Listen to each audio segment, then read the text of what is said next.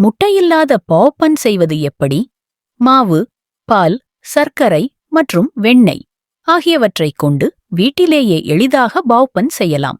தேவையான பொருட்கள்: 2 கப் மைதா, 1 தேக்கரண்டி உடனடி ஈஸ்ட், 2 டீஸ்பூன் உருகிய வெண்ணெய், அரை கப் வெதுவெதுப்பான நீர், 1/4 கப் பால், 2 தேக்கரண்டி சர்க்கரை, 1/4 தேக்கரண்டி உப்பு. முதலில் ஒரு பாத்திரத்தில் ஈஸ்ட், சர்க்கரை மற்றும் தண்ணீரைச் சேர்க்கவும். நன்கு கலந்து ஈஸ்ட் முழுவதுமாக கரைய விடவும். தயாரானதும் பால், வெண்ணெய் மற்றும் உப்பு சேர்த்து மீண்டும் கலக்கவும். பின்னர் மைதாவைச் சேர்த்து நன்கு கிளறி எல்லாவற்றையும் ஒன்றாக கலந்து மாவை உருவாக்கவும்.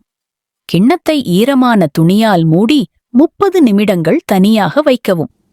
மாவு இருமடங்காக வளர்ந்த பிறகு உங்கள் விரல்களை தண்ணீரில் நனைத்து மாவை மடித்து நடுவில் வைத்து மைதா தூவிய சமையலறை கவுண்டருக்கு மாற்றவும். உங்கள் கைகளை பயன்படுத்தி அதை தட்டையாக்கி மாவை சமபாகங்களாக பிரிக்கவும். சரியான அளவிற்கு மாவை எடை போடவும் முடியும். ஒரு 8 அங்குல சதுர பாத்திரத்தை எடுத்து அதில் வெண்ணெய் தடவி பன்களை சமமாக அடுக்கி பாத்திரத்தை கிளிங் ரேப்பால் மூடி 20 முதல் 25 நிமிடங்கள் தனியாக வைக்கவும்.